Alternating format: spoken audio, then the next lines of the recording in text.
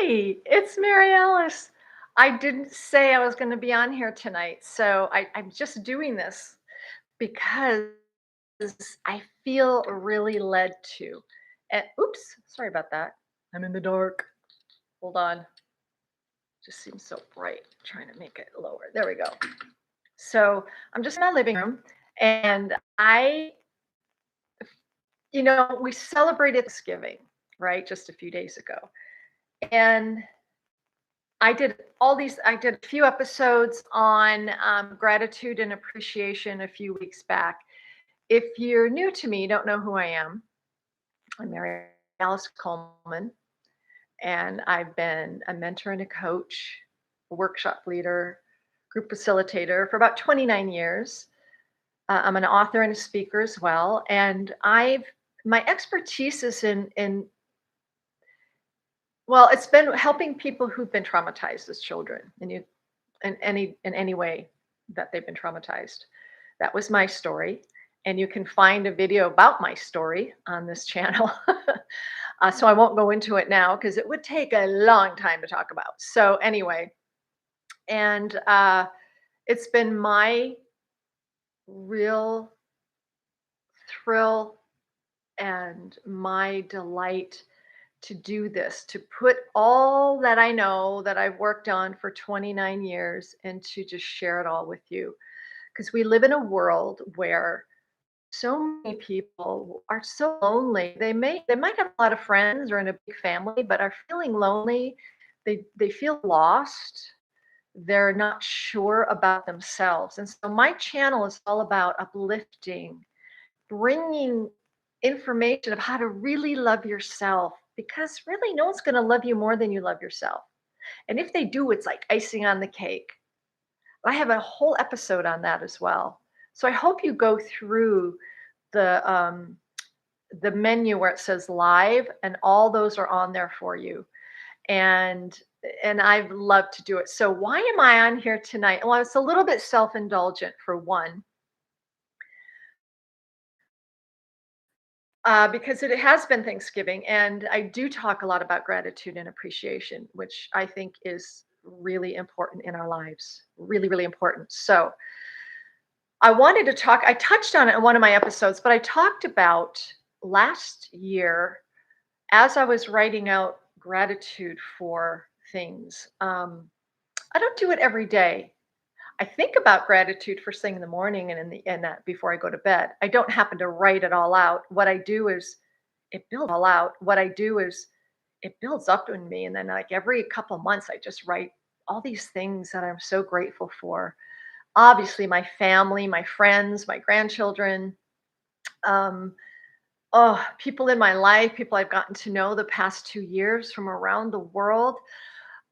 It's been amazing, and I'm so grateful for it. And that happened because of COVID, actually. So COVID was no fun, believe me. Who wanted to be stuck in their house? But there was a silver lining for me, so I'm grateful for that.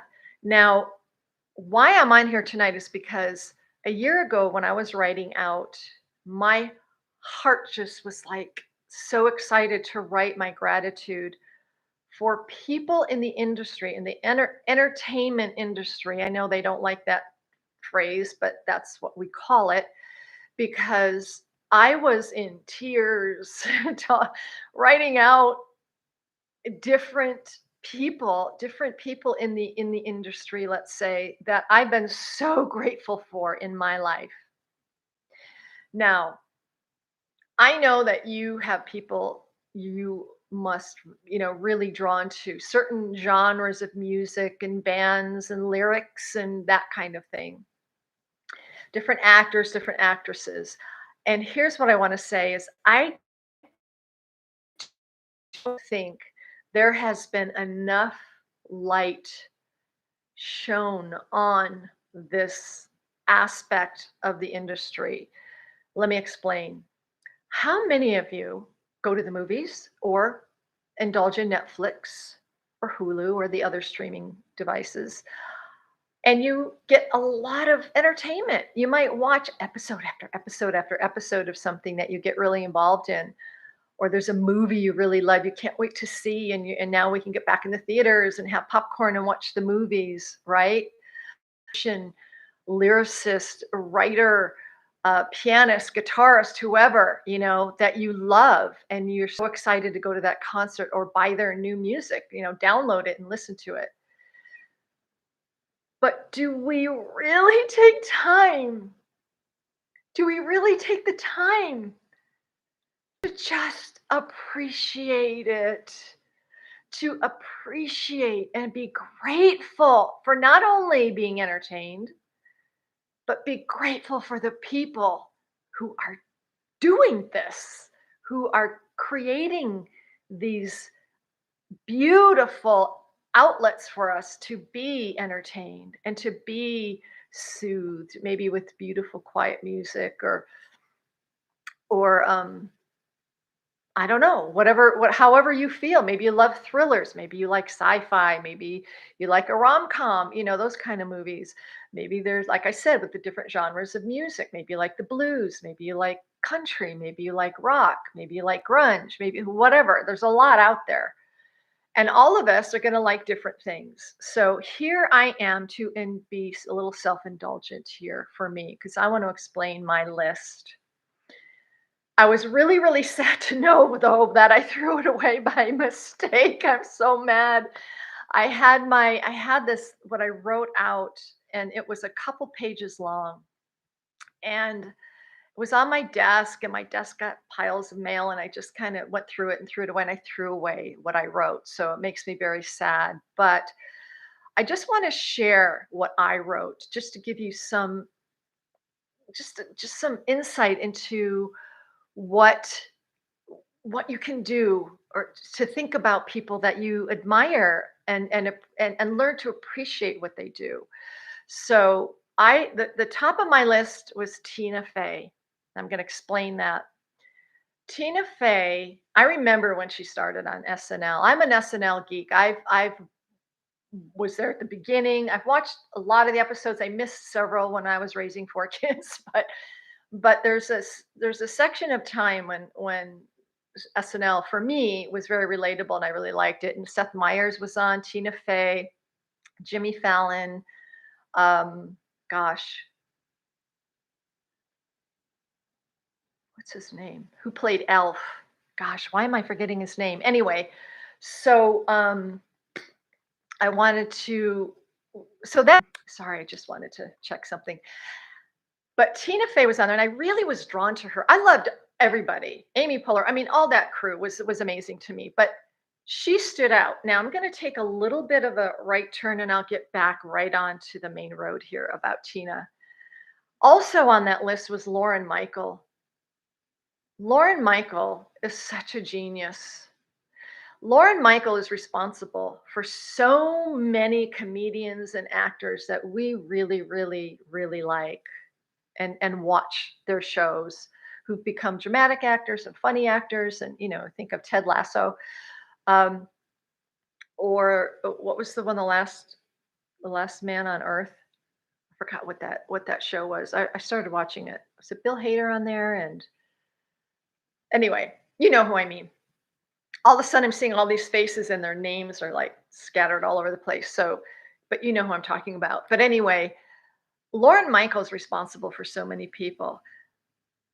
Oh gosh, I need to backtrack a second. Okay, I'll get back. But Lauren Michael is amazing, and I'm grateful to him. I don't know the man, obviously. I don't know any of these people I'm going to talk about personally, but how they affected my life. Okay, so I'm going to get back to Tina Fey in a second, because I forgot to mention something. I shared this in one of my episodes about gratefulness. When I grew up, I was taught very young to write thank you notes. Very young. I was 7 years old. My mom taught me to write thank you notes to my aunts, to my grandparents when I got a birthday gift or a special Christmas gift or whatever. You're 7 years old, like, I want to go out and ride my bike. I don't want to. But I'm telling you this, she instilled in me gratefulness. She instilled in me how to be appreciative and grateful for gifts, for the people giving them, and the time it took, the whole thing. So I grew up writing thank you notes. I taught my children to write thank you notes, how to be appreciative and grateful.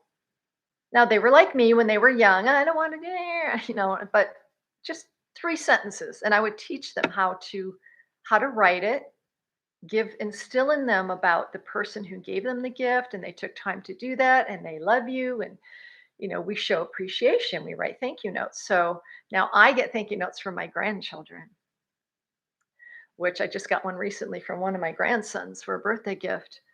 And there's nothing like a handwritten thank you note. I feel like it's a lost art, and honestly feel like we need to instill this in people again, in our children, because there's nothing like feeling grateful and letting somebody know through written word.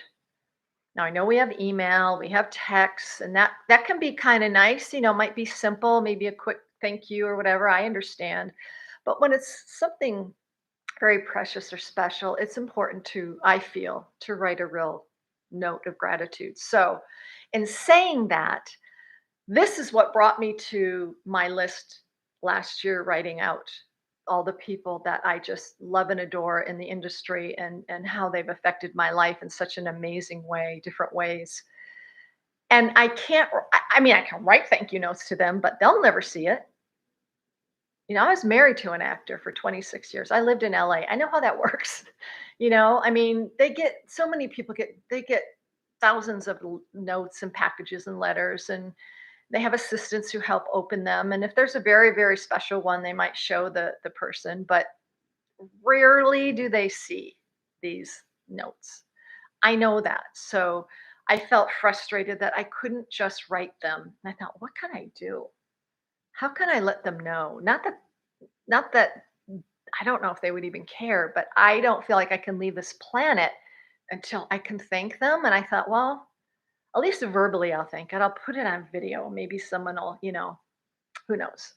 I don't know if they'll ever see it. But so I'm going to go back to Tina Fey. Tina Fey, I just think she's amazing. I think she's hilarious. I think she has a great sense of humor. She's down to earth. She is very prolific in her writing and creating things. And I know, believe me, I know that they all are. I know that so many are, but I'm talking about me personally. And what I'm thankful for about Tina Fey is her producing and being in 30 Rock. I don't know if you remember that, that series 30 Rock back in the day. I'm not going to cry. Okay. 30 Rock has meant so much to me, and I'll tell you why. I still go to it. I've seen every season. If I told you how many times, you'd probably put a straitjacket on me. I still think it's relevant today, a lot of that humor. And I know some of the people in that cast have life-changing things that occurred for them over the years, but it doesn't negate what they did, and what was produced, and the sense of humor.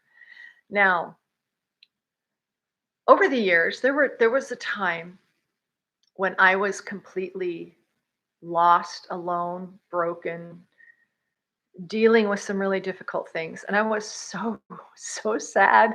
I remember the feeling.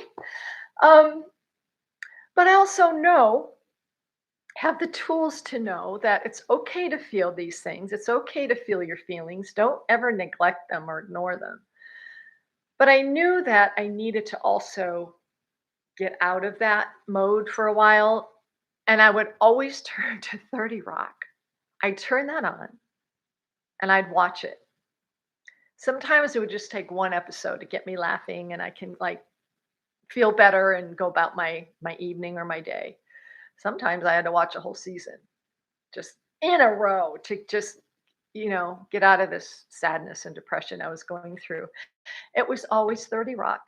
And that's why I'm just grateful to Tina Fey and everybody, all the cast. It was so well casted too. The humor in it is hilarious. Again, I still think it's kind of relevant in some aspects. It's just silly, funny, and goofy, and genius writing, comic writing. And So she was on my list, the top of my list. So if I could thank her, I could stand in a room and thank her, I would. I'd bring her her favorite chocolate or cake or meal. I would thank her for who she is and what she's done, at least in my life. And I know I'm not the only one who feels this way. I know a lot of people who enjoy that series. Um, so she meant a lot to me that way, Stina Fey. Now, also, I mentioned Johnny Depp, and I'll get back to him in a second because you might be going, why him? What? That's weird. Uh, but I'm going to mention a couple other people first that seem obscure. You might not have heard of them at all. The other one is the actor Aidan Turner. Aidan Turner, I had not heard of before. He's a British actor. But a friend of mine kept saying, "You've got to watch Poldark. You've got to watch Poldark," because she knew I love period pieces. She goes, "You'll love this show." And finally, I got around to it. It was after it even ended, I think. So I started watching Poldark, and I was, first of all, it's a great show. I love that there was so much research done regarding that time in history, 1780s to the early 1800s, and how they spoke and what they wore and where they lived and the history that was going on at that time. I mean, these characters are fictional, but everything else was researched really well, and I love stuff like that. But Aidan Turner played Ross Poldark, and I'm a sucker for. I mean, I watch people when they act, and when I watch them, and then I get lost in their character. That's when I know it's like, oh gosh, they are so good. And he was remarkable to me acting as Ross Poldark. Now, there are other people in that cast that was amazing. George Farthing, I think that's his name, who played, no, Jack Farthing, who played George Warlegan, which was Ross Poldark's nemesis. He played the best bad guy. And another actor in that show, oh my gosh, he was so good. Christian, I forget his last name. I think it begins with a B. He played the crazy psychotic minister, evil minister that you can imagine. But he was so good doing it. That's the thing. So good. I mean, these people are amazing. And I just wanted to I would love to thank Aidan Turner for him and how he did that. Then I went back and I started looking up all this other stuff he did. So I watched a lot of other things he was in. Of course, it was all pretty much UK stuff, but just totally blown away. Some people are just like that. They affect. Now that's me. You might think differently, but that's me. Another actor who might be obscure to you is Tom Hughes. He's another British actor. He played Prince Albert in Victoria, another great show BBC put out. It's on Amazon Prime. Again, I'm a sucker for history. I loved it. It was a story about Queen Victoria, which I just gaga about and went out and bought all these books and tomes and read everything about it that I could. Amazing human. I mean, they were something else. Queen Victoria and Prince Albert. She had 9 children. She had nine children while being queen. Unbelievable and unheard of. So anyway, that in itself was a feat. Um, just the dynamic of their relationship, and see that show pretty much was related to the journals that Queen Victoria left behind. She wrote in her journals every day since age 13. And so there were, like, I don't know, hundreds of journals of hers. When she passed away in 1901, she before Queen Elizabeth, Queen Victoria was the longest reigning monarch. Um, and her children kind of got rid of her journals, a lot of them, burned them, and because Queen Victoria was very outspoken and she said it exactly like she wanted to say it and experience things and whatever. And I guess her children thought it was a little shocking, so they didn't want to, um, you know, have it shown to the world. So, but there was enough left. And Daisy Goodwin, I think is her name, did the research on it. So she did the screenwriting for the show, and it was amazing. Anyway, so Tom Hughes played Prince Albert, and he was someone I was very impressed with, by the way. and also Lawrence Fox, who played the Prime Minister, Palmerston. Oh my gosh, he was a hoot. He was amazing too. He's from an acting family anyway, his father and his brother. Okay, so I know that seems obscure, but I just want to thank them because how they affected me, how I was so moved by their gift and their talent. I know that sounds strange, but that's what I mean. Of course, when I move, I'm going to see, there's so many others. I wished I saved that paper. And I don't want this to be really long, but um gosh, there was oh gosh. Oh well, my mind is jumping all over the place. The other person I'd mentioned was Johnny Depp. Now, I promise I'm not going to cry. I wept over some of the things that are very personal to me. Um, First of all, the man is otherworldly.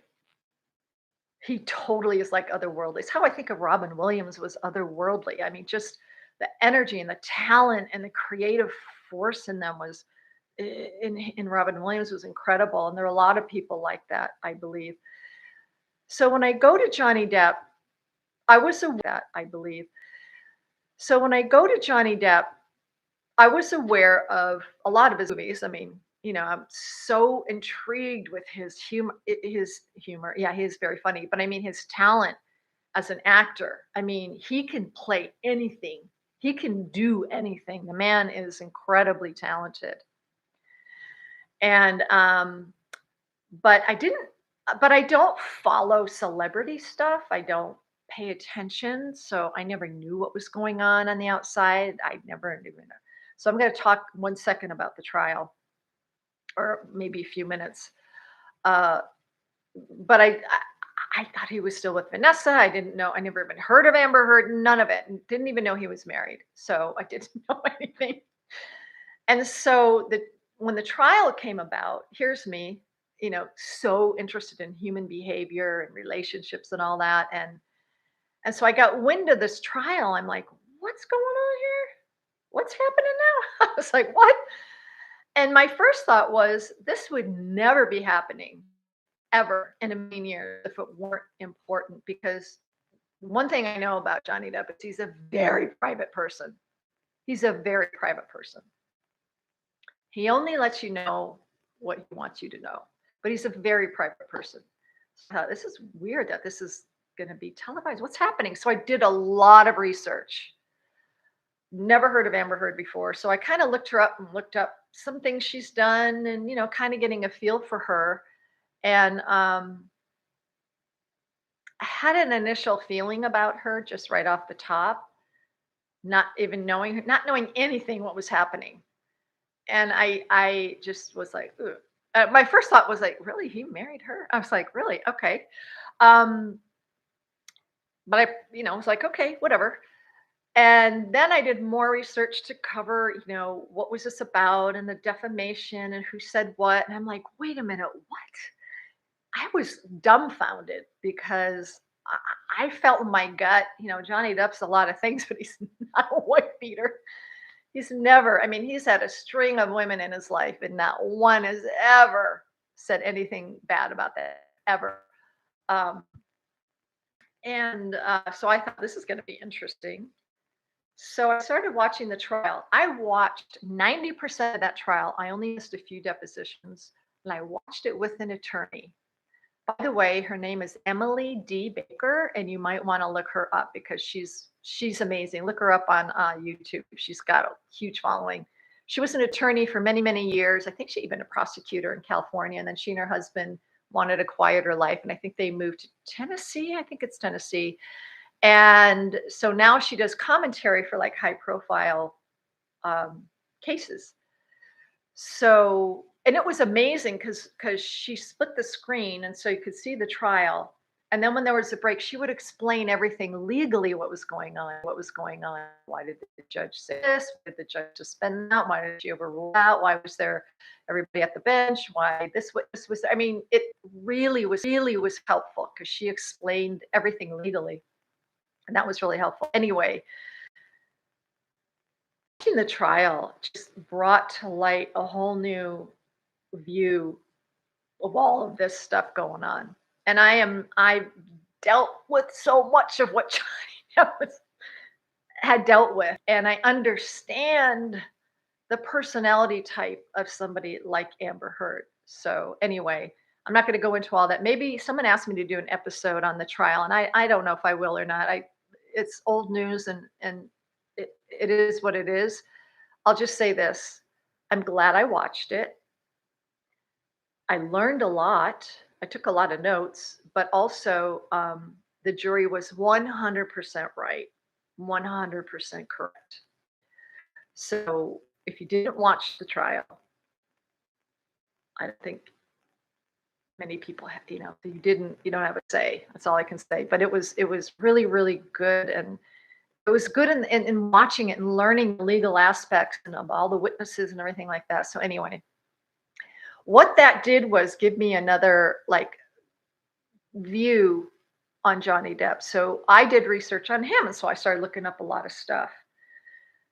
And I looked up a lot of Q&As he did where he goes deeper. He really opens up about a lot of stuff, like with Lawrence Krauss, there's a few of those. And when he's at film festivals, the Q&As there.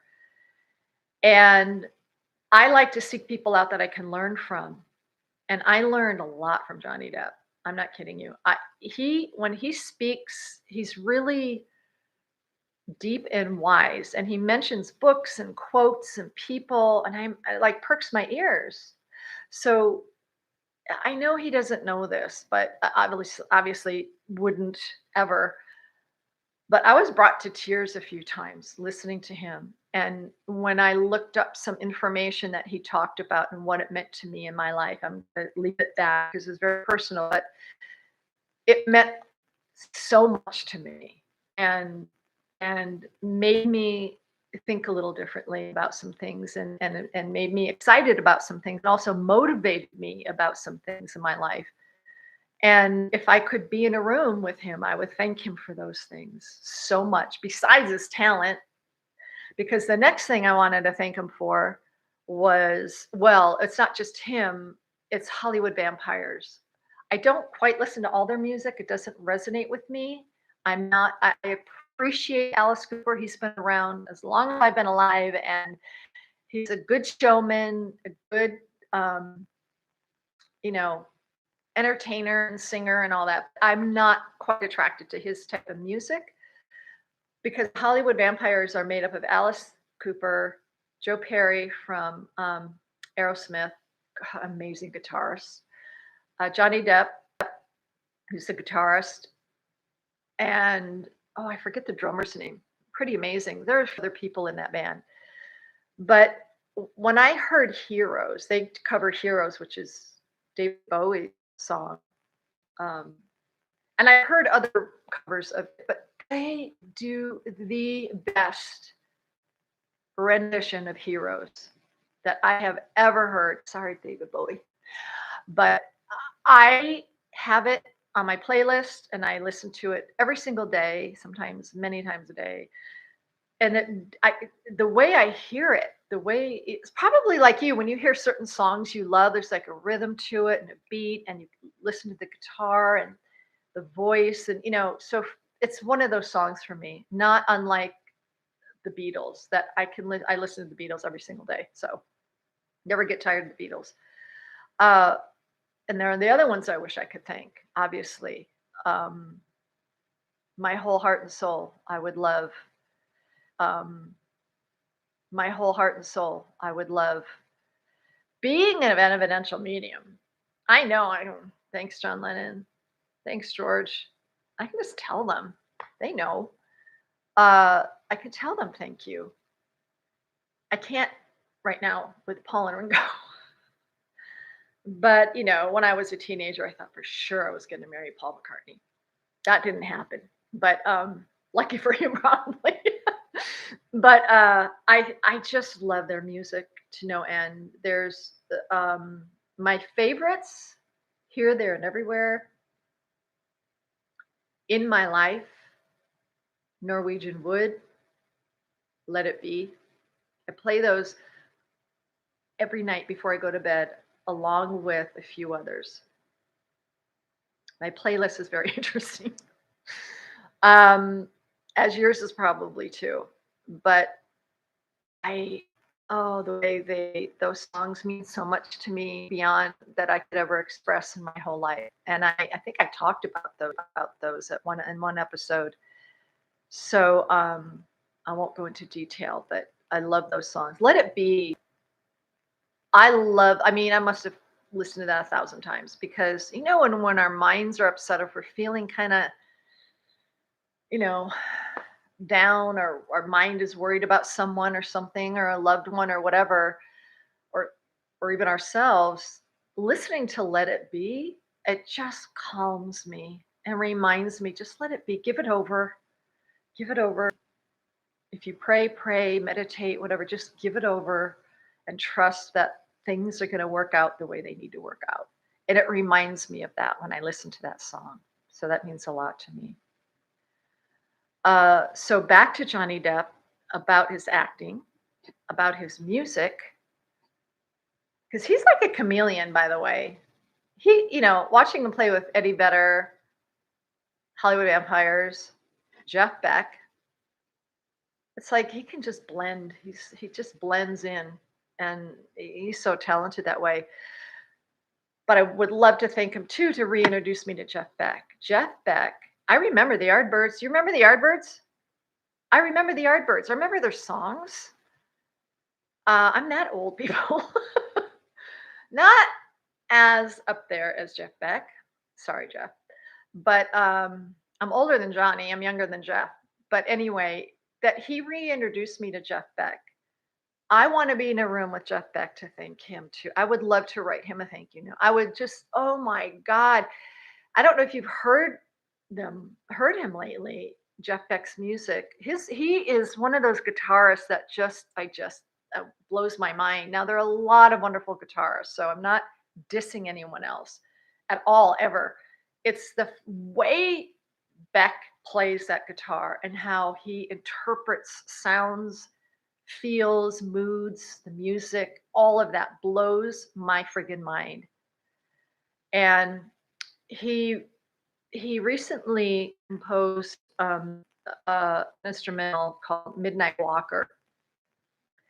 And I heard it this summer. And when I heard it, it's on their 18 album too. I think it's their first song on the 18 album. I started crying. I mean, it just hit me that way. I'm like, oh my God, this music. And I just loved it so much. I just loved it. I immediately emailed my kids and said, I want this played at my memorial service. They have a long list. I always say, play this, play this, play this. So, in a way, and when my memorial service comes around, they should just play my playlist and have a party. That's what I think. So I just say nice things about me. I hope they do. Anyway, but that song was amazing, and Jeff Beck is amazing. If you haven't listened to Midnight Walker, look it up. To Midnight Walker, look it up because it's really amazing. And I wish to God I could have made their concert when they were touring, and it wasn't going to work out for me. And I would have loved to have been there, but see, I'm the kind of person that has to be in the first row, so that wasn't going to happen. And I admire that whole band, and even their drummer, Anika Niles, is something else. I think I pronounced her name right. She's incredible, and their bassist was incredible. They're done touring now, but that whole creative collab was mind-blowing, and I'm so grateful for it. And I happen to have that concert on video through YouTube, so I could hear it really well. You can't see the stage or very well, but you can hear it. So I love to play it when I go on walks because Jeff Beck is just mind-blowing. And then the Hedy Lamarr song that Johnny wrote, I was very familiar with Hedy Lamarr. My mom told me about Hedy Lamarr, who was a very famous. She was an actress in the 30s, 40s, 50s. She's from Austria, I believe. Beautiful, beautiful woman. and did some acting and everything. But the thing about her was she was incredibly, incredibly creative and incredibly talented and an inventor. And she invented all kinds of stuff that you would remember. Fizzies? Remember fizzies? Did you ever drop those? You know, like Alka-Seltzer would like fizz up. She thought of that. She thought of like condensing flavors so that the soldiers could take them with them, and all they had to do was drop it in water, and they could enjoy Coke or a berry flavor or something. She she did. Oh, I meant to look it up because I forget the name because it affected our military when the Russians shot their missiles from the submarines, and they would go right to the target, obviously. Well, she studied that and she saw that when they programmed that, there were all these single lines that created the target. Okay. And I know I'm not talking well technology wise about this, but what she figured out was how to diversify those lines and cut them up and make them, spaced out and everything so it would be confused. And the so if they were shooting at us, we could interfere with those signals and then it would go the other way. So anyway, long story short, the military got a hold of that. They've been using it. She was never compensated for that. She was friends with Howard Hughes. Howard Hughes, remember his goose, the huge plane? I think it's still on display. Howard Hughes was friends with her, and he was saying how he wished his plane could go faster. So she took it upon herself and she studied that. And she looked at birds, she looked at fish, she studied, the aerodynamics of the birds and how the fish could move through water with their fins. And she told him, your wings on the plane come out too far and they're rounded. She goes, they need to be angled and pointed. And she gave the reason why, explained it all scientifically and everything. He said, okay. So he created his new plane and went much faster. So she was responsible for that. She was responsible for a lot of things. But here's the thing, people didn't take her seriously. And she had a complicated life. She did. She, you know, like anybody in the field, I guess, in acting, but she was so creative and she did have a complicated personal life. And people didn't take her seriously, but she was very, very intelligent. And Howard Hughes had set up a place for her to spend time to do her work and studies and inventions and things like that. So Johnny Depp wrote a song called Hedy Lamarr. Songs for You is Hedy Lamarr. If you haven't heard it, you could look up on YouTube. When I first heard it, I teared up because the lyrics were amazing. And what Jeff did with his guitar in that song, the way, it's like I said, the way Jeff can interpret moods and songs and feel, it's like, my God, he's so good. It's a wonderful song, musically and lyrically. So I love that song. I really, really do. I think it's amazing. And Johnny's an artist. He's an amazing artist. I grew up in a family of artists, so I really, really, really appreciate art. I'm grateful for art and understand the mind kind of an artist because I grew up with them around me. And they may seem a little offbeat, but they're cool people though. And so that's another person I'm grateful for in my life. The way I learned from him, the way I appreciate his movies, his music, his artwork. He's just one of those. He's otherworldly on this planet, is the way I feel. So if I could just tell him thank you, I would love to tell him thank you. So that's that. Gosh, who are the other people? I know I listen to a lot of classical music, and Beethoven, Mozart, Bach, Schumann, Haydn, Schubert, Rachmaninoff, I mean, all of them. I love. I Most days I listen to classical music, and then and usually in my car I'm listening to classical music, and I'm grateful for the classical music. And then and usually in my car I'm listening to classical music, and I'm grateful for the classical music. I'm grateful for art. What would this world be without the creative mind? It would be terrible. I wouldn't want to live in it. And I know so many people who are so creative, and they're not famous. They probably won't be that 1% who happen to make it and be famous and everything, but they are incredible artists.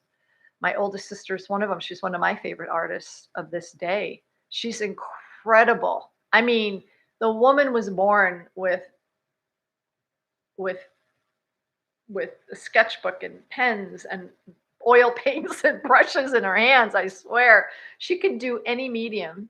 She's been teaching art for ages. She's had her work displayed at different parts of the world. She's really, really incredible.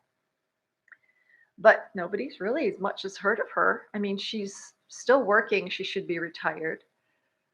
But like a lot of artists, it's hard to make it in the world, but she's incredible. And so there are a lot of people, and you probably have people in your life, who are so talented, maybe musically they play, my daughter-in-law is a pianist, mind-blowing pianist, and so is her mother. And now my grandson, who's 15, is playing Litz. And like, I mean, I watch him, they send videos of him and play. I'm like, oh my God, how can he? I mean, everywhere. His hands are everywhere on the piano. My sons are musicians. So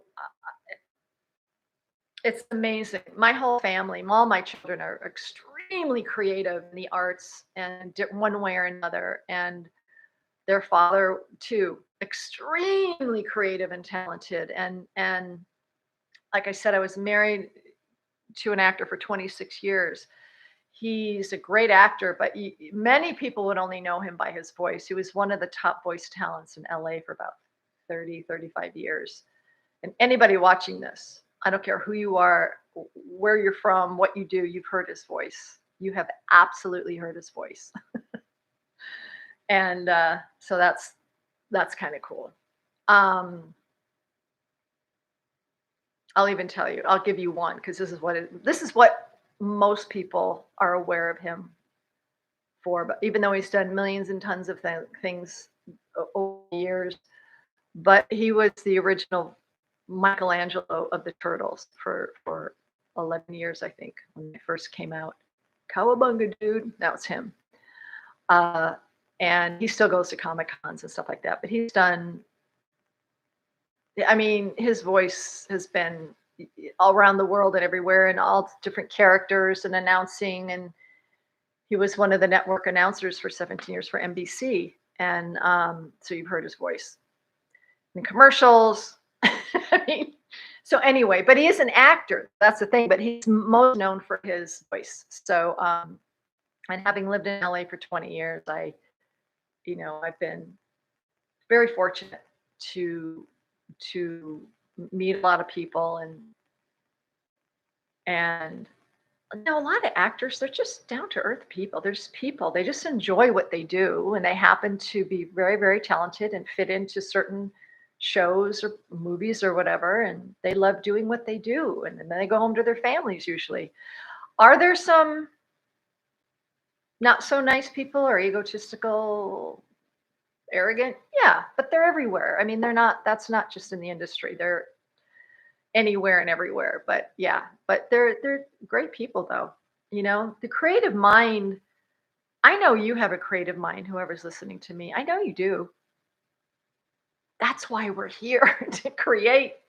And it doesn't matter if you might write a book one day, or maybe just write poetry at night just to share with your loved ones or your kids, or you might like to dabble in paint or drawing. You might like to dabble in paint or drawing, or just do it. I keep telling people, do it, do it, do it. One of the things I do most in my mentoring and coaching is encouraging people, just go do it. Just, if you have an interest, try it. It can't hurt, right? It doesn't matter how old you are or how young you are. My 9-year-old granddaughter is learning to play bass, and she's having so much fun doing it, you know? Um, and it doesn't matter how old you are. I didn't start painting until I was in my 40s. So, and I love painting. I'm not good at it. I paint like a kindergartner, but I'll tell you this, I love it when I do it. I really, really enjoy it.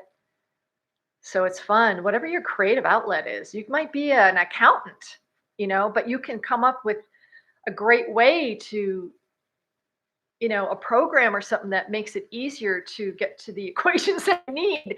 Or think of the engineers that work so hard to create the bridges and the roads that are strong and using the best technologies. They're creative that way.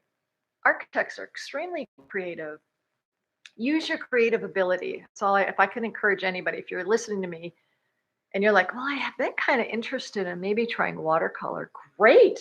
Call your community center or somewhere near you that someone's going to be teaching it. There's people who have like wine and art, and so they teach. You get a glass of wine and you get to learn how to do acrylics or watercolors or whatever you like to do. But I just want to say, do it. Don't wait. And don't worry about if it's not good enough or you might make a mistake. I mean, shoot, we're all not that good when we're starting at something. Look at babies. They fall down a lot, but they keep getting up. They don't fall down and go, oh, never mind, I can't walk. I'm not going to do it. So babies, just do it. See, we used to have that initiative. We used to have that willpower just to go do it. Keep getting up and keep doing it until you do it right, until you're balanced and you're doing what you want to do. So this is my kind of self-indulgent way of sharing my appreciation and gratitude for the people that I mentioned. And there's so many more, but this is getting long, but I am grateful for the people that I mentioned and the many, I mean, gosh, there's so many musicians that I love and groups. I'm trying to think of my playlist. I'll be really, really quick because you can see how I would love to know what your playlist is. If anyone is listening, you want to share it or what your favorite song is. But I start my day. It depends on my mood, okay?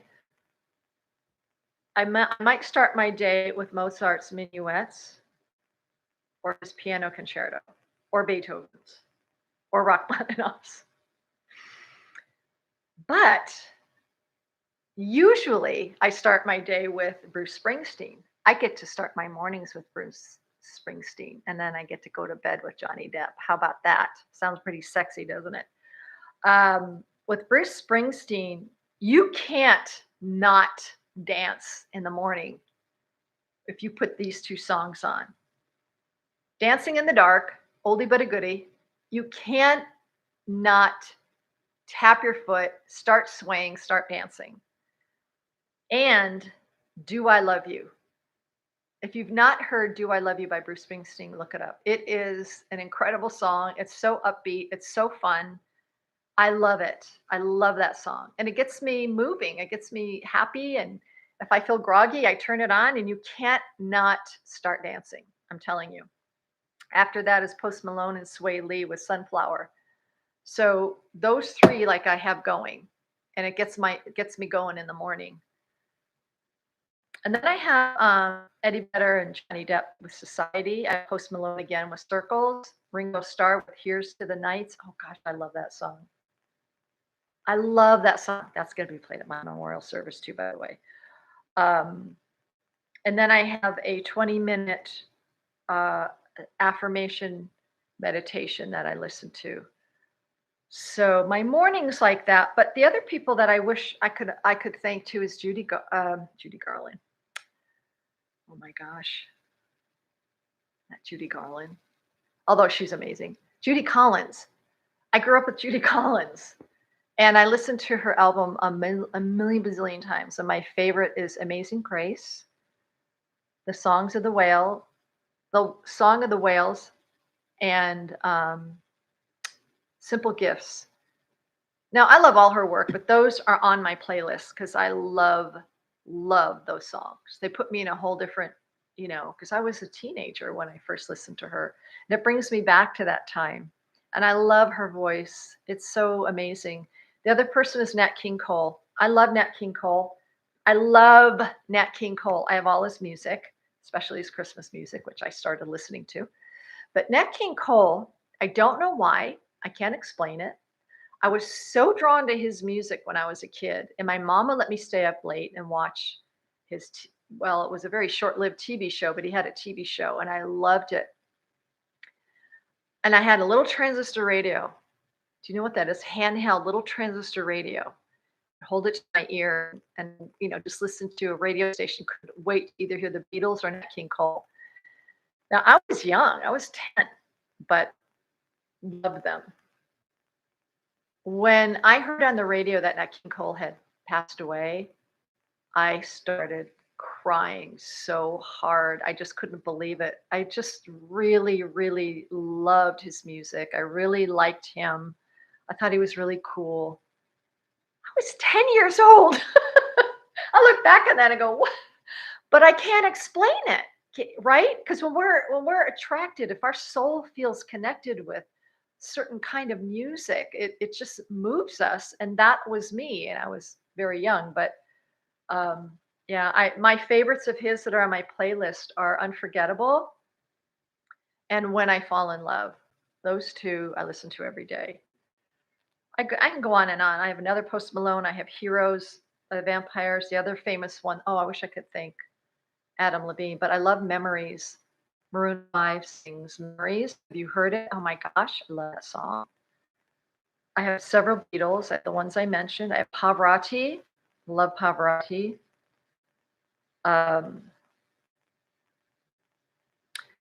Daniel Castro. I'm not into blues a lot. It's not a genre I've done a lot of research on or listened to a whole lot. But Daniel Castro plays, I'll play the blues for you. I play that every night. I love that. So every night I listen to that. I listen to Ennio Morricone. Ennio Morricone, look him up, please. Oh my gosh. He was a prolific composer and he's written many scores for movies over the years. He passed away 2 years ago. My favorite score that he wrote is called Gabriel's Oboe. It's from the movie The Mission. It came out in 1986. Robert De Niro starred in that movie. But Gabriel's Oboe, I'm speechless. You have to listen to it. That's all I can say. If you look it up on YouTube, Ennio, Ennio, Morricone, Morricone, I believe. He's from Spain. But oh my gosh, Gabriel's Oboe will put you in another realm. It's the most beautiful, beautiful music you will hear in this century, I feel anyway. And then I end my night with Johnny Depp singing one of Bob Dylan's songs. So that's the majority. I didn't share all of it, but that's my playlist. And I'll add to it, or I'll kind of delete one and add another one here and there. But I do have my favorites, just like you do. I'm sure you have your favorites. I'd love to know what they are. I really, really would. And wouldn't you wish you could just thank these people? Say thank you so much for being who you are, and thank you for sharing your gifts and talents and being bold to do that. And it just warms my heart. It just makes me so happy just to be able just to even do this video that they will never, ever, ever see, I'm sure. But just to verbalize it, because I'm grateful to these people. And I know there's many more, and I may do another video when I could just rewrite that whole thing. So anyway, thank you for listening, and thank you for indulging me.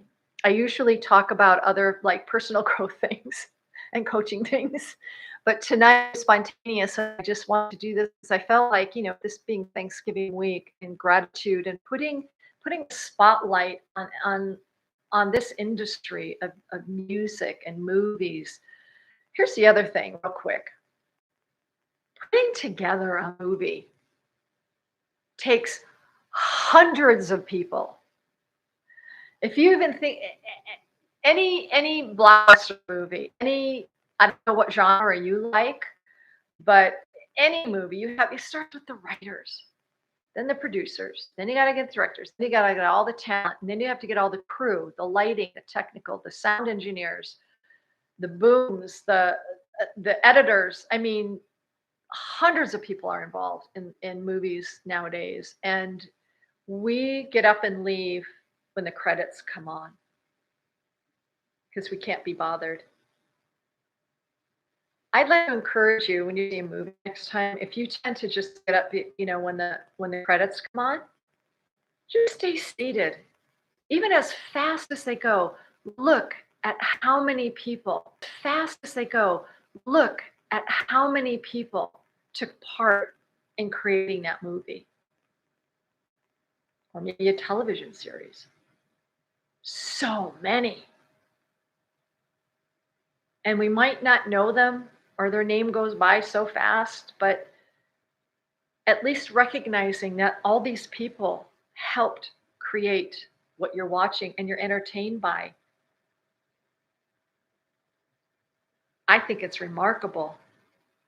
I think it's really remarkable. And we can begin to appreciate the screenwriters. We can begin to appreciate the producers, the money thrown at these movies, the actors that were picked to be in the movies. Now, yes, these people get paid. They get lots of money. And I understand that's because we go and give our money to them. We pay for the movies, right? We want to see them. We want to see our favorite actor or actress. We want to go to that concert. That's how they make their money. And yes, they get paid very well, but there are a lot of people who are willing to pay the money to see them. That's how invested we are in their talent and abilities. Now, when we put the money aside, I think a lot of these people would just be doing community theater if they wanted, if they didn't make it to the top, so to speak, if they didn't make it to that level of success. Or they'd be writing in their bedrooms their songs and maybe play at a tavern or something because they love it so much. And again, I bet you know people, if you're not one of them, that do that, right?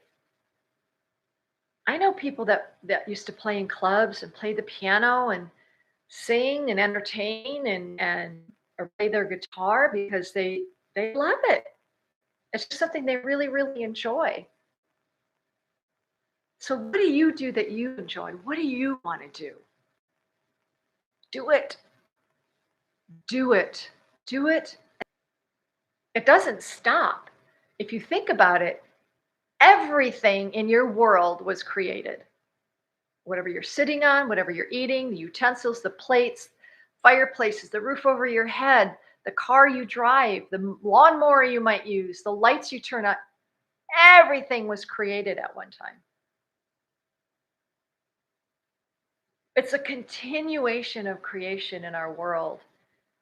Think of technology the past 10, 15 years. Boom. The creation of how to put all that together. That's not my mind. I mean, God help the world if it was up to me to do something like that, to be in a garage and create a computer. Would never happen with me.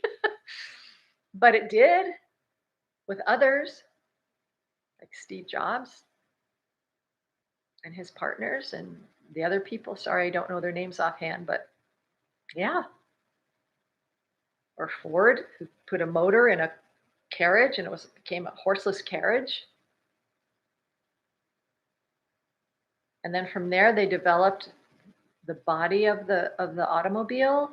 And then there was more creation to make it look really cool and put colors on it, make it safe. And I mean, it just goes on and on and on. Nobody's done creating. Nobody. That's why we're here. And you can create a beautiful life for yourself. And what I do is helping people create how to love themselves, how to understand the wobbles and imbalance in our lives and where did it come from and how can we make it better? How can I love somebody? How can I be in a really healthy relationship? What does that look like? Then I love somebody. How can I be in a really healthy relationship? What does that look like? That's the way I create to help people. I'm not an influencer.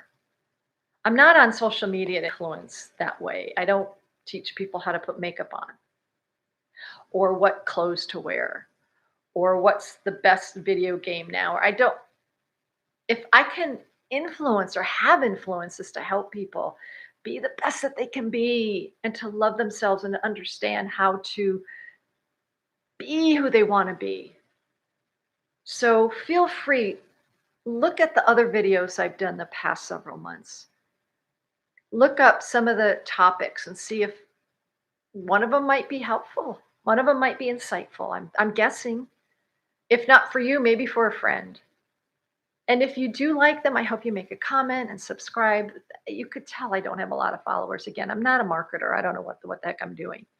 I just know where my heart is, and I just want to get this material out to people. So that's where I'm at. But anyway, thank you for indulging me because I loved talking about this tonight. And I wish you a great evening or wherever you are, whoever you are. I don't have my glasses on. I have no idea who's here. If anybody's here, I don't know. But thank you. And I'll be here tomorrow at 10 a.m. Not sure what I'm going to talk about yet. I got to go over my plan. So, but thank you, and I appreciate you being here. Now I have to put my glasses on so I can see what the heck I'm doing. I wish you a good life and a good night. And remember this: you are an amazing human being. You are. You're a miracle on the planet, and you matter very much. Have a good day.